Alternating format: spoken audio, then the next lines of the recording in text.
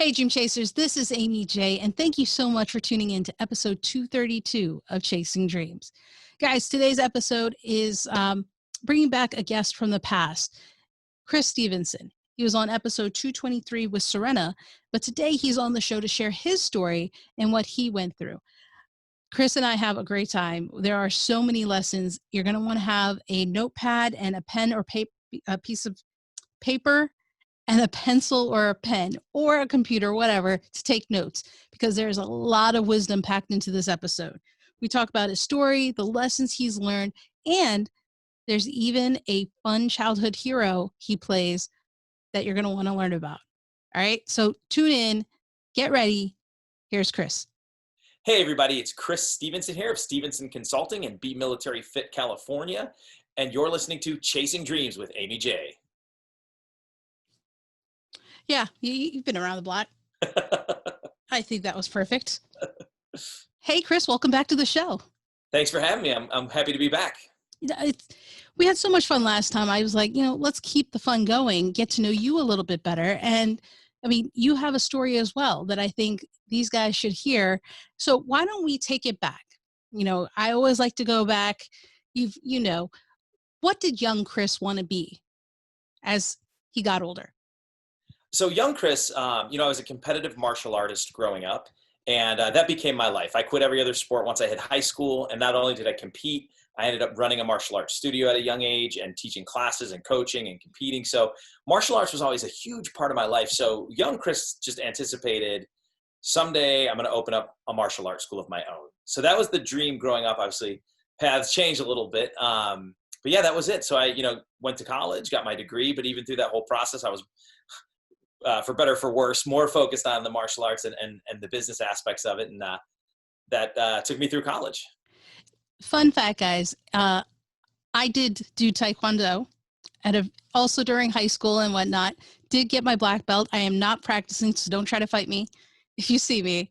But, there was something about, not trying to date anybody, but in the years of the Karate Kid, Three Ninjas, it was cool to learn martial arts. And there was something about it that kind of gave me that sense of confidence, I think, that you can have in different activities. But, there was something about doing that and then teaching it and then learning it and then just going and having a sense of responsibility. What was it about martial arts that drew you to it? It was interesting. So my parents were divorced and, my mom trying to raise a young man. And I had a friend that took it, said, you should try it. And, I was playing other sports and everything at the same time, but went and took that class and my mom watched and she said, you know what? I think this is something we can do together. Ooh. So it was pretty special. So yeah, we signed up together and her and I went through the whole journey, for years training together. And it was a really good bonding experience. And I think that was part of the reason I dropped everything else. And I started to get good at it. By the way, I was terrible for a long time. And at some point things started to click a little bit after a long period of time. And so I saw myself starting to excel. I liked the experience with my mom, and the same as you. It's, it's an individual sport in sort of a team environment, right? So you still have to get up by yourself and break the board or perform the form in front of a group of people or spar. But at the same time, you've got the camaraderie of everybody supporting each other. So I like sort of having both of those aspects. And the same as you, it helped build confidence, respect, discipline, appreciation, gratitude. It just teaches all those life skills that many sports don't. I found that a lot of my fellow martial artists at the time also changing. I mean, I think it's a universal thing where your confidence grows. And I don't know what it is about it. I don't think it's the confidence that, hey, I broke a board, therefore I can take on life. But I think there was something about the way people taught you and took time with you and work with you that kind of helps build you as a person. I mean, did you have something similar or? Yeah, absolutely. It encompasses so many of those life skills. I think, with the belt system, it was about goal setting, and your instructor, who, like you were saying, your mentor said, okay, there's always a next step, and there's your long-term goal, which is your black belt, and your brown belt, which is your midterm, and then your next belt, yellow, orange, blue, which were your short-term goals. So that mentor was in there as they were instructing you and showing you. They were helping you with goal setting. They were helping you with trust, because here you are, throwing each other and sweeping each other and kicking and punching, each other towards your heads, and developing that level of trust. So I totally agree with you. And I think in martial arts, when you have a great instructor, it's more than just learning to kick and punch. It's building all those other life skills. And I wouldn't trade it for the world. And even to this day, and some of the success I've had, I still go back to those days and attribute it to what I went through in that process to become the person that I am. Do you mind if I ask what styles you learned? So Taekwondo was Okay. same as you, was my first one, and I got up to third degree black belt in that one.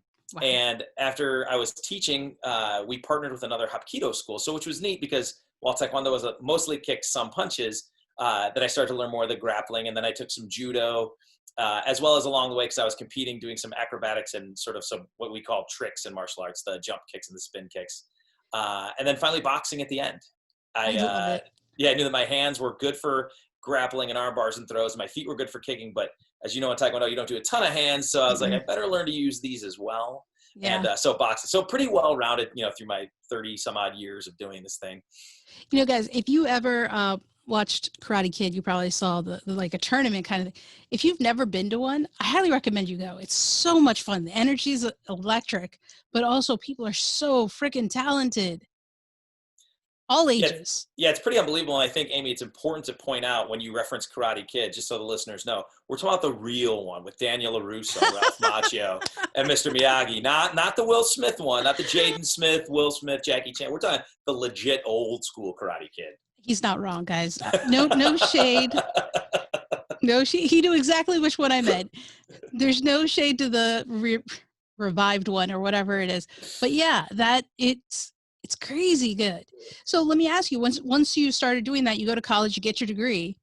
What happened then? Because I find a lot of people pivot at that point without expecting to pivot. Why did you pivot? So it was interesting. I didn't have your typical college experience because I was competing and teaching and running the studio. So basically it was classes all day, then taking my own college classes, then going to teach, then teaching the competitive team, then training myself. So I wasn't really much of a partier or that much of a social life or anything like that. So I did decide as I was coming to the end of college, first of all, I was in Ohio, which I love. I'm a proud Clevelander.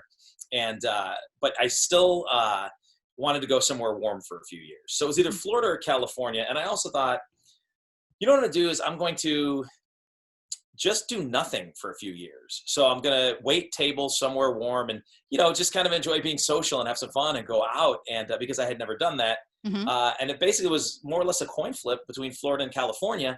And I had a good friend who said, if you go to California, I'll go with you. So we packed up our stuff and moved to the West Coast, for a couple of years, which turned out to be until currently.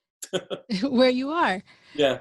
It's interesting because, I think a lot of people put so much pressure on themselves in the 20s. And it sounds like you did the exact opposite, which was let me relax, let me kind of enjoy life. And I love that because I was of the other mindset. I was of the, I have to work. Life is work. That's what life is. And it sounds like you were the other mindset, which I'm enjoying.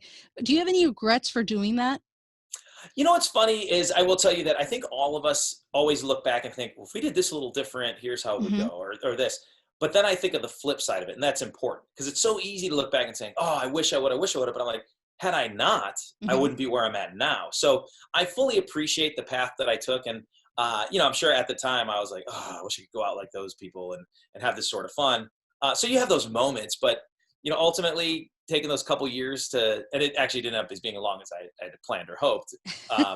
But no, in retrospect, like I said, everything we've done to this point got us to where we are. And if we're happy where we are, how can you complain? I don't think you can. I think you're right. A lot of us often look back and think, about the negative. But there's so much positive that we don't see at the moment. But in the flip side, down the road, we look back and like, you know what, that really built me to where I am. That really taught me the things I need to do now.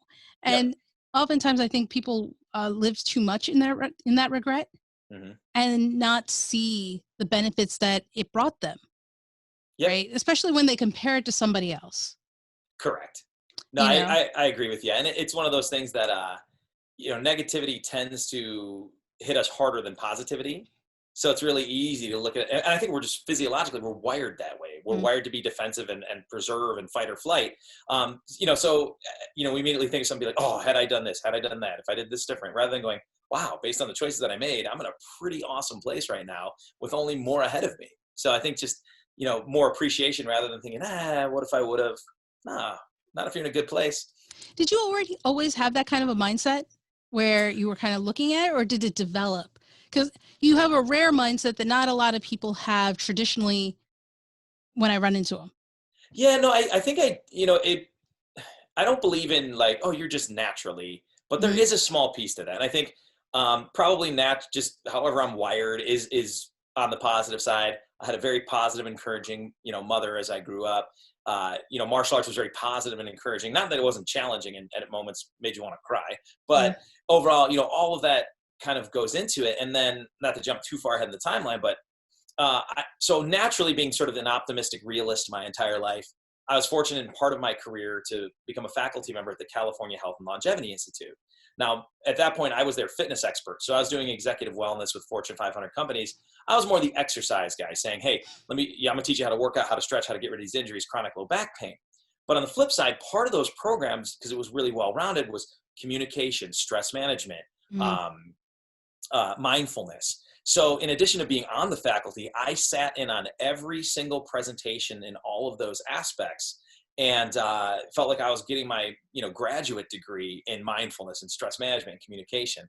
So for me, I kind of naturally was on that path, and I worked hard at being positive, but that sort of cemented it when I started to see the science behind that and how it really worked. So it's sort of you probably like this, where you hear somebody say something and you're like, that is kind of what I do, but this is defining it more, and that makes it more concrete for everybody. So I was very fortunate to be on that faculty and work with some of the greatest people in the world in those areas, and it just sort of enhanced and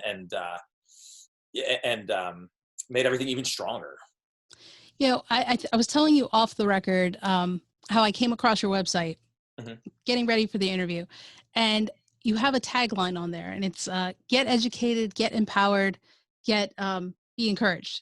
Hmm. Some variation of that, like education, empowerment, encouragement. Yep. And I just resonate with that so much because I think a lot of us, for whatever reason, it's weird. I don't know what the reason is. We don't realize that we're empowered to do a lot of things. Hmm. And the fact that, you talked about mindfulness and mindset, it's not a common thing. I mean, why do you think that is that people struggle with mindfulness and mental health and mindset and all of those things? Well, so and part of this is what I learned in doing my own personal research as well as working at the Longevity Institute. Is it's just the way we're wired. So when you look at our stress response to everything, our actual nervous system hasn't changed since the days we were either trying to not be food or get food, right? It was fight or flight. So Right. in the same thing, where literally I'm either running from a dinosaur or trying to catch my dinner, and if the dinosaur catches me, it's over. If I don't get dinner, it's over. So what happens physiologically is, we get the butterflies in our stomach, our pulse, we get a rapid pulse, we start to breathe a little heavy. Well, that's to get more blood flowing so we can run away from something or chase something. So we have all of those sort of same traits, right? And that's negative. That elicits at the end of the day a negative response. It doesn't feel natural or good. Right. So I think that's part of it is we're wired for that, right? So what you have to do is you have to almost rewire yourself, and that's really challenging. I think most people don't realize it. So I'm a pretty science-based guy.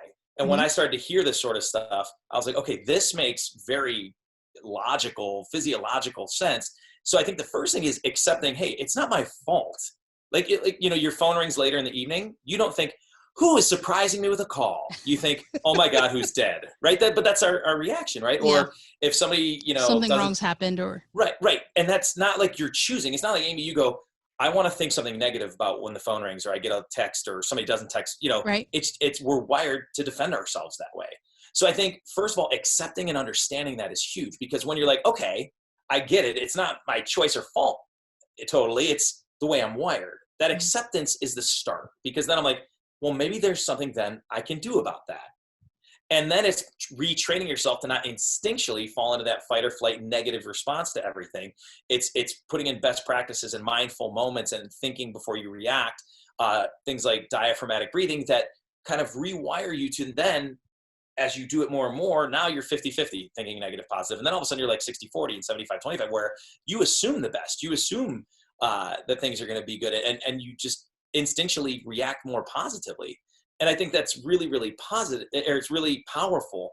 I think one thing for me, I'm probably going to mess this up a little bit, but when people say, okay, deep breathe, you're like, really? Deep breathe? Is that really going to do something? Well, it does. And physiologically, so we have two parts to our nervous system, the automatic and the one we control. Mm-hmm. So in fight or flight, the automatic nervous system takes over, right? It just reacts. So fast pulse, can't breathe, tight, all those sweat and all those symptoms, right? That's automatic. We don't choose that. Mm-hmm. But when we realize when you diaphragmatic breathe, you're choosing to breathe. So you're engaging your controllable nervous system. And when you do that, then it helps offset the one that's just reacting. So that's how, scientifically, and again, that's sort of the nutshell. I probably messed it up a little bit, but you get the point, where now all of a sudden you're controlling that anxiety and that fear and that stress response because you're taking control of your nervous system. So understanding exercises like that and how they actually scientifically work, because if somebody's freaking out and you're like, breathe deep, they're like, oh, okay, I'm breathing. It just doesn't work. But when you understand the science behind it and you can then take control of those emotions, it helps you manage everything. So here's what I love especially about this. One, that you've essentially said anybody could do it. Yep. Right? Because I think a lot of us see people doing things that are scary to us, right? Speaking on stage, and we're like, I could never do that. That's not how I'm built. Right. That's not in me. And it's hard to realize. I mean, without you saying it, I think a lot of us don't realize, because we don't hear it, that we too can become that way. That anxiety is controllable, that fight or flight, we can overcome it. It's just going to take work. And it lucky for us that you have been inquisitive and done the research and looked into this stuff, right? Because honestly, a lot of us don't know where to start. We don't know where to go with it. And so hearing that and hearing the things that we can do, it makes sense, right?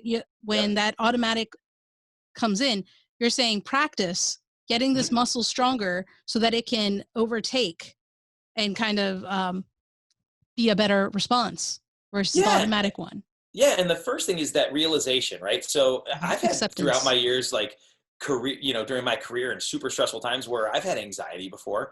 And when I first had it the very first time, I freaked out because I had no idea what was going on. So you go to the doctor and it's like, you just have anxiety. I'm like, you sure? I think I had a heart attack. And, and so you have that.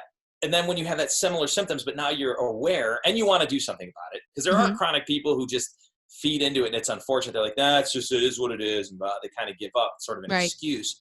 But, when I'm like, okay, I'm having the same physical, uncontrollable sort of responses, but I know what it is, right? And that, like you said, acceptance. Then you're like, okay, first step is accepting that, hey, I'm not really having a heart attack, or I'm not really going to pass out. This is just the natural feelings that go along with the stress response. Right. And now step 2 is, okay, so what do I do about that? Mm-hmm. And then 3 is sort of when you get beyond, and then it becomes your unconscious habit to just be able to deal with it. Yeah, it's one of those things where I think because we see it happen to other people, are like, okay, just take a deep breath. And you're like looking at you like, what are you, crazy? Why? Like, I'm panicking here. Why is that? But you're saying is it works. And I think people need to, as you're listening, try it. Don't just brush it off. This is how we get better. This is how we get stronger and overcome that kind of response. Yep. That's exactly what it is. And it is to some extent a choice. Now, not to say that there aren't people out there that have had very traumatic issues, or there are sincere chemical imbalances. Absolutely. Right. So it's not a cure-all, but even again, that realization that, okay, and you have to want to be better. And again, I think we've all experienced people who just get caught in their own rut and don't really want to. They forget what it's like to feel great or to be happy.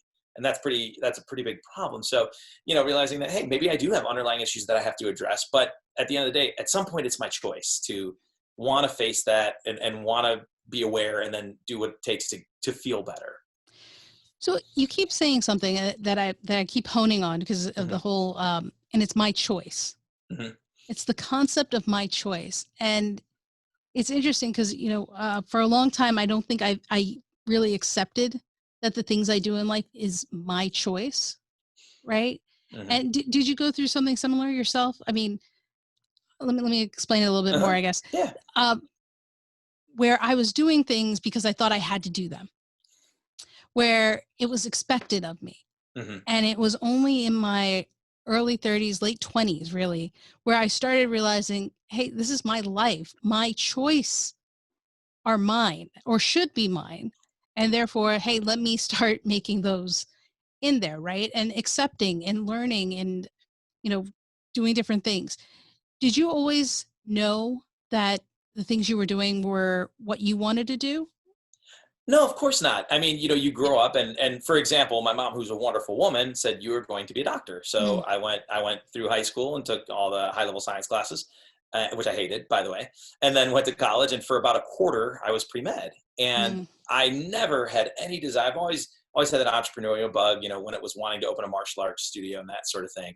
But you want to please people, and it's natural, especially people that are influential, friends and parents. And so yeah, so you have to hit that stop where it's not about being mean or turning away from people. It's just saying, you know what, I have to do what's right for me. And I think the one sort of thing that goes with you owning your own choices, then it does also become your responsibility. So mm, sometimes it's easier to just, because even if you fail, you said, well, I was just trying to do it because they told me I should do this. When all of a sudden it's like, this is what I'm going to do. Whoa, what if I don't make it? Or what if I fall short? Then it is your responsibility. And I think, so many people just feel obligated. And I love the word obligated because a few mhm. years back, I told myself I'm only going to let 10% of my time go to things that I feel obligated to, Oh, right? Because think about that, obligated. You feel mhm. like you have to. Life is too short to do things that you feel like you have to do. So I feel obligated to go to this person's thing. Well, then don't go. Because if you feel obligated, you're not enhancing their experience because you're not really there to have fun, right? So stop feeling obligated. And I'm not saying be an anarchist. Do whatever you want at any time. Don't do that, obviously. Be a Right. good person, take care of yourself and take care of other people. But make your choices. You got one life and it's short. Well, I think that's the part that we struggle with, Hmm. right? I mean, like you said, you don't you people are kind of influencing us, right? Hmm. Well intentioned as they are. No, I don't think anyone maliciously tries to influence people. If you are, you need to get away from them, Right. right? That's not obvious when we're going to give you guys.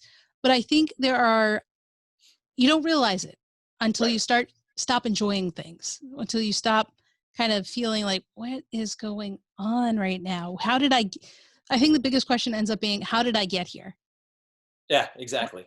How did I get to this point? And so, what I loved about your story was you had a school. I'm like, what was that like in your 20s to get a school? And, what did you do with the school, by the way? So it was never mine. I just ran it Oh, like that you I were owned it. teaching at the school. Yeah, I was just the basically the head instructor and general manager for the gentleman who owned it. Hmm. And but I always treated it like it was my own because I knew that someday I thought I wanted to have my own back in the day. And it's okay, that paths change, by the way, Hmm. because I like where mine's taken me. But yeah, I just treated it like I owned it. The responsibility, it was interesting. Obviously, there's times you feel overwhelmed. You're doing membership sales, you're teaching the classes, you're dealing with parents who are unhappy about something, and so there's a lot on my plate. But I guess even at that point, without sort of being as educated as I am now, I just thought, this is a challenge. I never looked at things like a problem. I said it's a challenge because challenges you can figure out. Problems Hmm. stop you. So I just said, okay. And as a competitor, that probably helped too, because even if it was a parent arguing about their child not testing, to me it was a competitive event where I was going to win because I was going to sell them on why this was the right idea, right? So I always Right. looked at everything as even sales, right? Mhm. I'm going to get you to buy a membership because at the end of the day, I knew it was good for you because you're going to be a martial artist, you get all the benefits. But I looked at everything in the situations like a competition. I was going to win. There's something very active about that, in the way you do that. So let me ask you then. So after that, after college, you take some time off. You're in California. Was there any rhyme or reason for the paths you took after that? Like, So take us down the sort road. okay, sort of. It's a very interesting story. At least maybe. If not, you'll be bored. Um, so I had gotten a job waiting, and this is the competitive nature in me. So I got a job waiting tables prior to moving because I thought I'm probably going to wait tables in California. So I wanted that experience. So I had about 6 months of waiter experience. I go out there in a fairly nice neighborhood and apply at every restaurant. I'll never forget Cheesecake Factory, which no offense, Cheesecake Factory, but I applied and they're like, we don't hire servers, we hire cheesecake servers, and you are not one. And I was like, oh, really? So that kind of like jabbed me to, they're like, your experience is not significant enough. I'm like, okay, listen. So that kind of got me fired up, right? And I went to every single restaurant, and at that point, nobody would hire me. So it was crazy. So finally went to Fridays. Remember, with the suspenders and the flare. And by the way, I ended up being that annoying guy with all the buttons that's like, hey, welcome to Fridays. I'm sure you can picture that. I'm picturing it out. And it's exactly how you're picturing it. It was embarrassing if I think back. But I begged a guy, I said, if you at least let me be a host, right? So I ended up being a host, which you don't make a lot. You make much more waiting tables, but it was something. I was in the door, but I thought I'm going to work as hard as I can as host because I want to be promoted as quickly as possible. So instead of just seating a party of 4, I bust tables on the way back. I got them their beverages right off the bat, the sodas and whatever they want. So I tried to just do more. The extra mile. And it was awesome. Within a few weeks, they were like, we want to promote you. You're working really hard. I said, that's fantastic. Finally, because for me, 2 weeks was like, finally. They said, you could be a busboy. You work really hard. I'm like, busboy? I didn't want to be a busboy. I want to be a waiter. So as a busboy, same thing. I helped run food. If I saw people at the host stand, there was no host, I would seat them. And then it progressed to Food Expo. And I'm like, oh my gosh, how hard are you going to make this for me? Finally, I got the waiter job, worked really hard to get the best shifts possible. And then I kind of hit my peak where I had the busiest shifts, Friday, Saturdays, primetime seating, all that stuff. So I was like, yes. And then I'm like, I got to do something else. Bartender, that's next. So that was like the whole next quest where they're like, you have to audition, because you had to audition to be a bartender and throw bottles. And it was crazy. But I was like, you know what? I don't even know if it makes more money, but I need to do this because it's just that competitive nature. But I was still training, and I'd go to a local community college once a week. And it was really funny because it sounds phony, but so I was working out with some martial artists and some stunt guys. So right as I was getting the bartender job, and I had worked so long to get there, I got a phone call. And a buddy said, can you come down and audition for a show? And I said, I don't know. I mean, I'm just a stunt guy who can tumble a little, or a martial artist who can do a couple of stunts here or there. Right. And he said, it's the kids show Power Rangers. And what? He said, we're leaving for a live tour of the country tomorrow. We just lost a performer. Can you do it? I'm like, I guess. So I fly down to Burbank. I do an audition where the martial art part was fine because I was decent at that. Then they had me do some like reactions to punches, kicks, and it was absolutely terrible.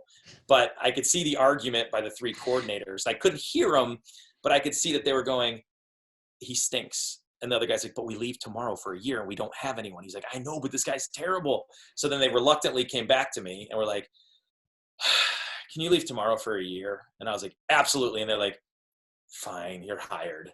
So then I became a Power Ranger. So you know the question, right? Which one? Yes. So initially I was 3 different bad guys in this live show. So I didn't get to be a Ranger for a while. I was three different bad guys who all got like beat up, and then ended up starting to take over some of the appearance work for the Red Ranger. And then throughout 15 years worth of on and off work, I did, whatever Ranger I looked like the most during the season. Because as a stunt guy, if the red guy was the, taller guy. Yeah. So every color except pink and yellow. Really? Hold on. Uh-oh. I got it. Yes. Billy was my favorite one. I think it was because it was blue. He was my favorite color. But that is amazing. Yeah. So took it, you ran with it a year. You're not even sure what's going to happen. Here you are. You do it. Yes. What do you do at the end? So it was funny because just as an anecdote, when I ran the martial arts studio and decided to leave, the owner was like, you shouldn't move. You should stay here. Keep running the studio. Someday it'll be yours. And I said, I'm going to move to the West Coast. He's like, what are you going to do? Go out there and become a Power Ranger? Yeah, that was a fun phone call. He put that out in the world. Yeah, but I called him. I was like, hey, I got a job doing Power Rangers. He's like, are you serious? I mean, he's a great guy. Yeah, I'm sure. But it was a really, really vindicating phone call, that one. Nice. Well, I mean, that's another example though, right? Of a friend influencing you or trying to, and being like, hey, this is probably better for you, especially when there are options. People love to share their thoughts on your options. Yep, right. And even with that, there were moments, by the way, where I was like, I shouldn't leave. I mean, all these students depend on me and the studio. And as much as I felt badly for them, I knew somebody else would step in because we're all replaceable to some extent. And I was like, I got to follow my own choice on this one. So Yeah. thank goodness I did. So yeah, so on and off, I did stunt work for the Power Rangers for about 15 years. I did some movie and TV work, falling down, getting punched, wrecking cars, and Okay. You have to be honest about this. uh-huh. When you were a kid learning martial arts, Mm-hmm. was this ever something you thought about, being a stuntman? Never seriously, because growing up in Ohio, you just didn't have that stuff. So Right. it was never, I guess there was probably fleeting moments like, that'd be cool. Right. But you never not, took it seriously. But no. look what happened. Yeah. Look what happened. And then, so you do that 15 years on and off. Yeah. So where's the road taking you? So as I'm doing that, stunt work is really hard on your body, and you do really, you take a beating. So I was like, what do I want to do to supplement this? Because I cannot do this forever. And then at one point, SAG went on strike, the Screen Actors Guild. So Yes. basically everything was shut down. So a friend of mine said, hey, my buddy owns a small gym, and they have a martial art program. Would you like to teach martial arts? And I said, sure, because I needed, I want to make the income. So I went there and taught martial arts. And because it was martial arts at a gym, it was a very small program. So at some point I was like, I want to do more. And the general manager said, you should train people, like become a trainer. And I said, okay, that's great. How do I do it? And they're like, you're 22 or 23 and fit. Just whatever you do to yourself, do to everyone else. Which, by the way, anyone who's thinking about becoming a trainer, that's terrible advice. So I'm a 21-year-old or 22-year-old male, right? So I like bench press, incline bench press, like 17 chest exercises, bicep curls, and like crunches. So it didn't matter if you were grandma, just had a baby, knee surgery, high school kid. Everyone did the stupid Chris Stevenson 22-year-old workout, which was terrible. But in that process, a new general manager came in and said, you should get certified. And again, naive knucklehead, I was like, what does that mean? Like, go. Well, I think you took it as a challenge. Yeah, I was like, all right. So went and got certified, then was horrified at what was going on at this gym. I'm like, oh my God, we're killing people. Like, you should not train people like this. So from there, I went clinical and worked for the Chiropractic Sports Institute of Southern California. Outgrew that quickly. Ended up leasing half of his space for my own training center, then expanded to a bigger training center. So this is about 16 years ago. And then opened up a full service health club that we owned and operated for 10 years. Wow. And did a really good job. Our focus was customer experience, and we had one of the highest net promoter scores in the industry. So we did a really great job.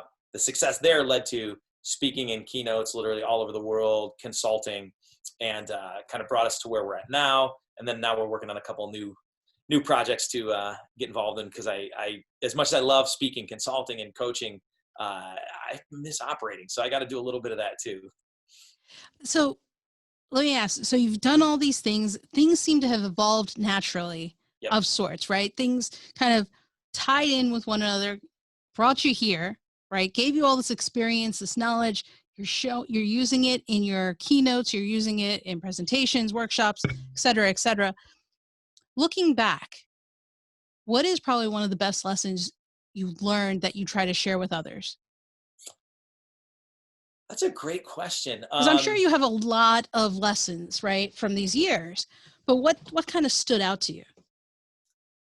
That's a great question. So one, I will tell you, it might seem simplistic at its core, but when I was still running that martial arts studio, at the time we had one guy who could do a backflip.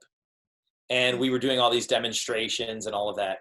And he was the only guy, he would kick his foot, you would catch it, and you'd throw, and he'd do this cool backflip. And it was like the highlight of the demonstration. And it was the most meaningful moment in all these performances. But he was really flaky. So one day he no-shows. We're 30 minutes from a performance. Oh, no. And that was, and by the way, in retrospect, we could have done a million different things, and we were overvaluing whatever. But at the time it was like, but that's the moment. And I was like, you know what? Come here. Somebody come here. Grab my foot. And they threw me, and I plop, right on my head, right on my head. And after you land on your head a couple times, you're like, maybe that's why thought I could become a stuntman. But then I'm like, now I hit my shoulder. Oh, I'm over to my chest. Oh my God, almost landed it. So just kept doing it. And within, 20 minutes, I was like, you know what? Don't while you, as a leader, you depend on other people because everybody fills their roles and does their job. And you want to bring out the best in them. You also have to lead by example, and you got to take the bull by the horns once in a while. And it was sort of probably that competitive nature too. I'm like, you know what? Forget it. I can do this. And I will work on it until I get it. And I really believe that if we continue to work hard and we're willing to put it out there and we're willing to not give up, that we can pretty much accomplish anything we want to do. So even it was like I kind of learned in those moments. That was a very simplistic moment. A more advanced moment was in one of my companies, and I was a younger leader and younger owner at the time. So I wasn't as experienced, but I had one investor out of the group that just hammered me all the time. They were unhappy. They hammered me all the time. And, Wow. even when you're doing things right, Yeah. when somebody throws that doubt at you, Yeah. you, even though you're like, man, I'm doing this right, but I still feel, so every time I would have an interaction, I would get super anxious. And I'd be like, oh, I'm gonna have that, the thing we talked about earlier, having anxiety and all that. And I had a mentor say to me, they win. And I was like, what do you mean? They're like, are you doing anything wrong? Are you doing anything dishonest, shady? I'm like, of course not. And they're like, but you're letting their complaints, who are just trying to get to you, you're letting them get to you. You need to take controls right now and deal with it. It's okay to be mad, upset. You don't deny emotions, but you're letting it ruin you for the next 2 days. So congratulations, they win. And I was like, you're right. And from that moment on, kind of flipped that switch in the mindset to realize that I'm not going to let things like that get to me, because they shouldn't. So those are kind of two examples of sort of different type of lessons, but it's those little moments where you just, the light bulb goes off. And I think we often forget that. I don't know what it is, right? The example of you flipping or to try to that backflip is still in my head, because I think as a child, we're fearless. Yep. Right. We don't have enough know-how and knowledge to be afraid. And, as a kid, I'd be like, yeah, of course you backflipped. Uh-huh. Right. A 6-year-old Amy is like, duh, what else was he going to do, guys? Right. What else was he going to, he had to learn. And now I'm like, oh my God, you hit your head. You could have a concussion. Yep. What were you doing? Right. And I think there's just something about us at an older age that we've lost that fearlessness that we had as a child. And it's kind of been replaced by all this information that's operating and moving. And I love that you said we could do anything we want if we set our mind to it. If we just keep at it, keep going, there's going to be injuries. There's going to be concussions, all that kind of stuff. We just got to keep doing it. And the latter of what you said about, not letting that emotion stay with you. Right. My dad told a story, and I'll probably butcher this, of I'm definitely going to butcher this. I think it was a Buddhist priest with his disciples. And there was a woman who, I think it was a prostitute, who was like walking and needed help getting across a river. And as a Buddhist priest, he was like, of course, we'll help you across. And the disciples were like, what? No, she's a prostitute. What are you doing? And he helps them across the river. And the disciples are like, quiet. She goes on her own way, and they keep walking and walking and walking. And he's like, why are you guys still so wound up? What's wrong? He's like, how could you do that? And he was like, you're still talking about that? I let that go back then. And you're still carrying it all this time. And it really hit me, because I'm like, you're right. They let it go. They don't care, right? She's on her own, and we're just carrying this stuff on how people affect us. And it's funny you said that, because here's another very lame but simple learning lesson that you just said that. So as a Cleveland sports fan, and I see I see your Baltimore Ravens stuff behind you. I'm pretending it's not there. But when LeBron James left to go back to go to Miami, I'll never forget watching and like welling up, because he was the greatest thing to ever happen to Cleveland. I was like, how could he? And I hated him, and I was so mad. And then Colin Cowherd, who's one of my favorite sportscasters, did his little monologue going there on it. And basically the whole thing was, LeBron was like 23, a billionaire, and you're mad because he wanted to leave Ohio to go play in Miami with a couple other all-stars and all that. And at the end of his whole message was, you hold your grudges. LeBron doesn't have a grudge against you. Grudges only hurt the people that hold them. And that was another light switch moment. I'm like, you're right. And then I became a Miami fan, followed LeBron because I had always loved him as an athlete. What's a jersey? But just like what you said, we carry these things unnecessarily for so long. Like the monk said to his disciples, it makes no sense. It only hurts us. It makes no sense. And I equate that when Mike Mussina left for the Yankees. Broke my heart. Yeah. And then I was like, you know what? This is probably for the best for him. I became, I just came back to being a Mussina fan, never a Yankees fan. Never a Yankees fan. I'm a Mike Mussina fan. So I understand, but that's a great point. And I never really thought about the fact that you're right. Grudges only hurt the people that hold it. The other people are like, well, I'm sorry, what? Were you mad at me? Because I had no idea. Yeah. Never knew, right? You just be like, what? That's crazy. But I think those 3 lessons are very powerful Yeah.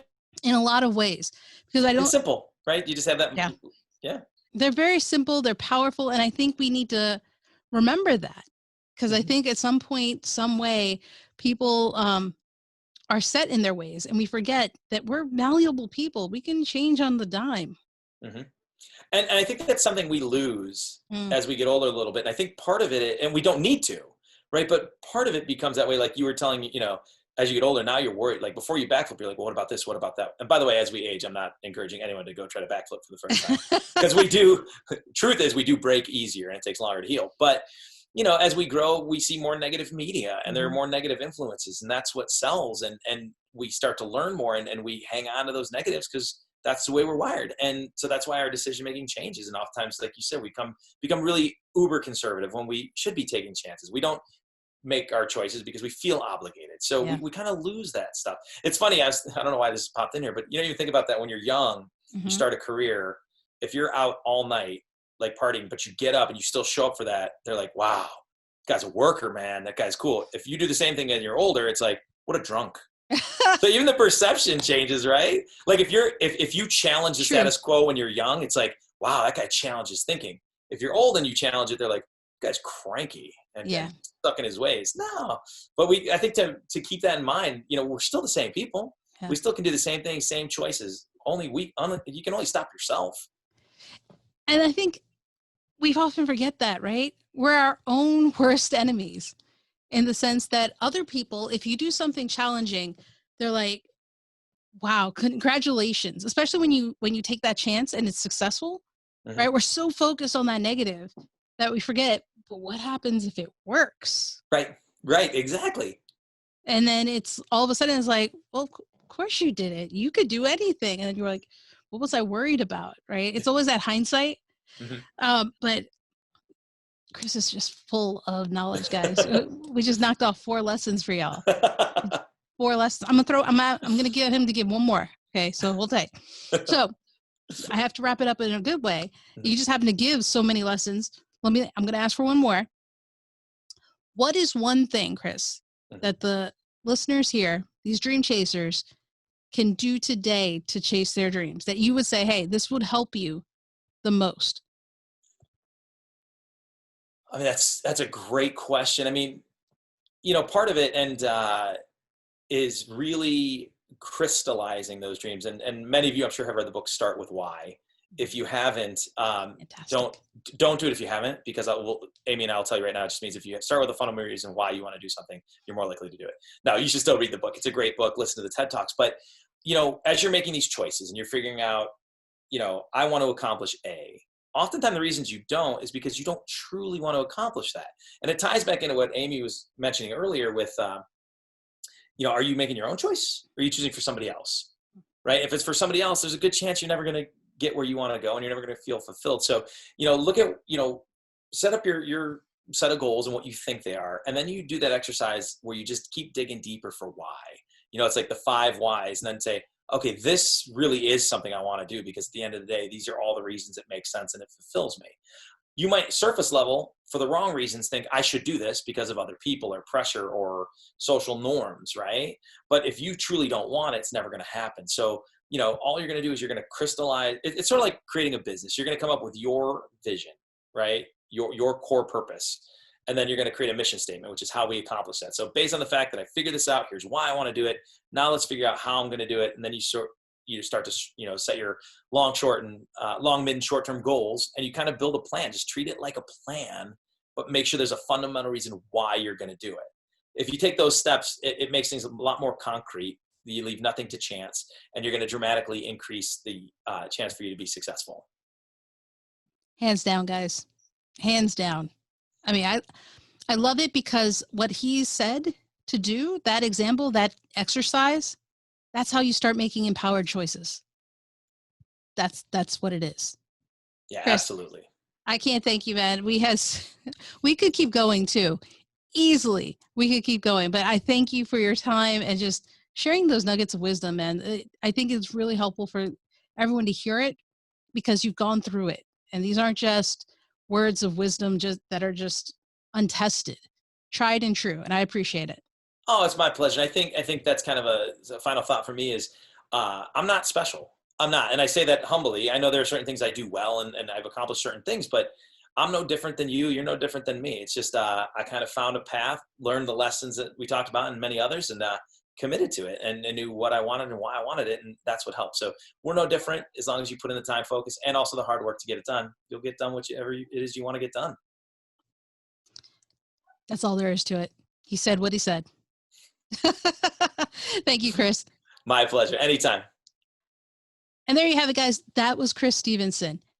A lot of lessons. Didn't I tell you? There was a lot of wisdom packed into this episode. So I hope you took notes. If not, as you know, it's always going to be on the show notes page over at amyj21.com/episode 232. That's episode 232.